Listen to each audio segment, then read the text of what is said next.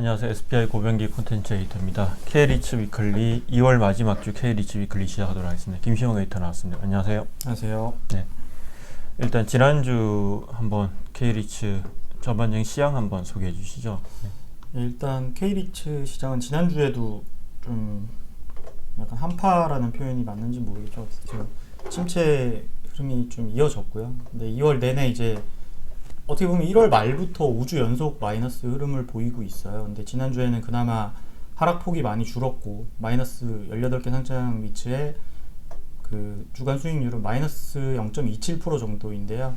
이게 최근 뭐 제가 한 1월 말부터 말씀을 드렸는데 가장 하락폭이 낮은 수준이고, 그럼에도 불구하고 뭐 전망이 좀 밝지만은 않은 게 사실이고, 코스피는 또 반대로 더 안 좋아지고 있거든요. 지난주에도 네네. 이제 마이너스 한 1.13% 정도 하락했는데, 코스피 같은 경우는 같은 기간에 거의 최대폭으로 하락을 했던 거고, 근데 이게 보면은 전반적으로 뭐 지난주에 미국에서 발표됐던 PMI 지수라던가 뭐 PC 가격 지수 뭐 이런 게 다 네. 상승하는 흐름을 보이면서 이제 금리 이슈랑 연결되는 국면이 되게 많이 나타났어요. 그래서 이게 한국은행 같은 경우는 기준금리 동결을 했지만 결국에는 뭐 글로벌 금리 자체가 일단 계속 상승할 거라는 우려가 커지면서, 지난 주말에 또 옐런 그렇죠. 재무장관이 이제 디플레를 약간 반박하는 듯한 발언을 하면서, 인플레이션이 관건인데 네. 뭐 안정 아직 멀었다 그런 식 강한 발언을 좀 했죠. 네, 그렇죠.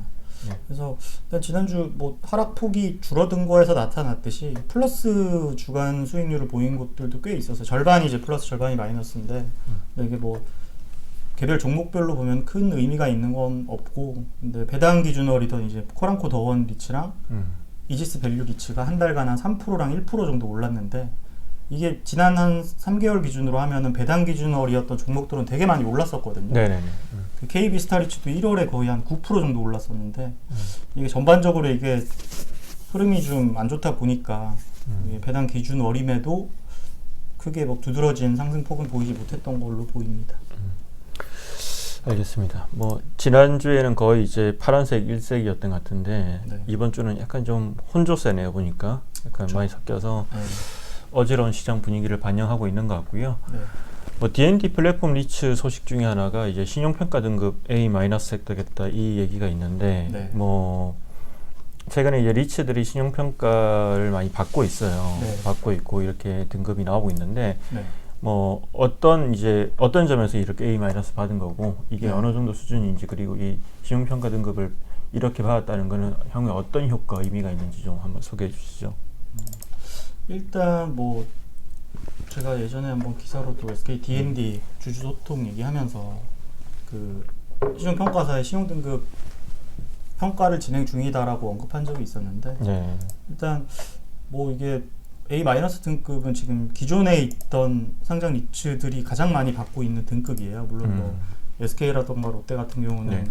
AA급도 있긴 한데, 뭐 롯데 리츠는 담보부긴 하지만 어쨌든 약간 어떻게 보면은 제일 무난한 리츠 중에서 무난한 신용 등급을 받았다고 볼 수도 있고, 네. 근데 뭐 신용평가사에서 나타낸 거는, 제시한 거는 이제 보유 자산 가치가 우수하고 공실률이 낮고 뭐 장기화된 임대차 구조 뭐 등등을 꼽았는데, 이거는 뭐 기존 K 리츠의 자산 그 리츠들과 거의 크게 차이가 없는 부분이라고 보시면 되고, 근데 이제 트리거라고 하는데 신용 등급 이제 올릴지 내릴지의 관건으로 제시했던 게 재무 구조거든요. 그러니까 예를 들어 뭐 부채 비율이 어느 정도 올라가면 더 하락을 할 수가 있고, 네. 부채 비율이 개선이 된다면은 뭐 신용도 측면에서 약간 긍정적인 요인이 있을 수 있다, 이런 건데, 뭐 결과적으로는 SK D&D 입장에서 이제 자금 조달 측면에서 이제 선택지를 넓히기 위해서 신용 등급을 받은 측면이 강하거든요. 네. 뭐 물론 기본적으로는 제가 알기로는 자산 규모가 5천억 이상 되면은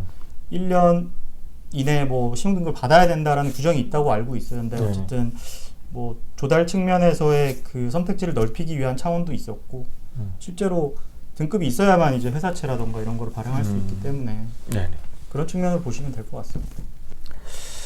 알겠습니다. 이게 그리고 지금 이제 하나리츠와 삼성 FNH 상장이 좀 다가오면서 네. 뭐 3월부터 이렇게 기간 수요 예측을 시작하잖아요. 네. 이게 점점 관련 소식들을 많이 전해지고 있고 저희도 많이 다루고 있는데 네. 어떤가요? 뭐 여러 가지 이제 기사도 쓰고 했는데 네. 전반적인 어떤 이슈와 분위기 뭐 좀 한번 전해주시죠. 일단 저도 거의 최근 한 2, 3주 동안 만났던 분들한테 제일 많이 물어봤던 게 뭐 이 시장을 잘 알고 뭐 네네. 그걸 떠나서 부동산이나 리츠 쪽 담당하시는 분들한테 물어봤을 때 뭐 하나리츠랑 삼성 FM 리츠 공모가 어떻게 될 것 같냐고 되게 많이 물어봤는데 실제로 반응들이 다 각양각색이에요. 그렇죠.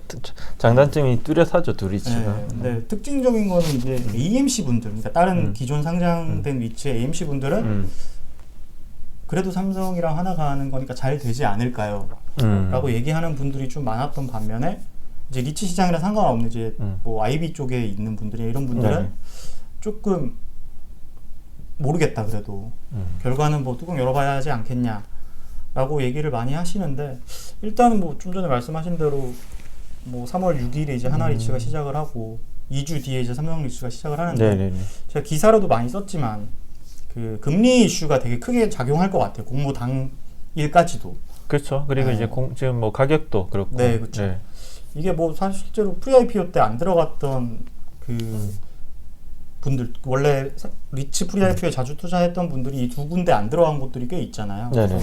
물어보면은 이게 가격 얘기를 되게 많이 하거든요. 그렇죠. 네. 그러다 보니까 이제 가격이랑 어쨌든 직접적으로 연결된 이슈가 금리고 그리고 특히 이제 하나랑 삼성 같은 경우는 금리가 되게 고점일 때 차입을 했기 때문에 향후에 이제 금리가 좀 안정화되는 이슈가 결국에는 배당 수익률이랑도 연결이 되고 또 나중에 자산 편입하는 과정에서도 더 이게 지렛대 역할을 할 수 있기 때문에 금리가 다른 리츠보다도 훨씬 클 것 같아요 지금 상황에서는. 그렇죠. 얼마 전에 하나리츠 이제 박성순 본부장이랑 팟캐스트 녹음했는데 네. 그쪽에서 하는 얘기도 자기들이 이제 자산을 편입한 시기가 금리가 고점일 때 인수를 해서 네. 사실은 이제 좀 이제 금리가 안정화되면 오히려 네. 그게 이제 좋은 어떤 효과를 나타낼 거다 이렇게 얘기하기도 하더라고요. 네. 근데 생각해 보면 이게 딱 그 2018년도에 이제 신한알파리츠 상장할 때 네. 그때 이제 보면 대부분의 어떤 투자자들이 왜 굳이 공모에 들어가냐 상장하면 주가 떨어질 텐데 그렇죠. 이 얘기를 네. 많이 했거든요. 네. 약간 지금도 그때 상황과 유사한 것 같아요 분위기는. 네, 맞습니다. 근데 그때보다 어떤 거시적인 환경은 되게 안 좋은 건 맞고요. 네. 그래서 사실 좀 예단하기가 쉽지는 않은데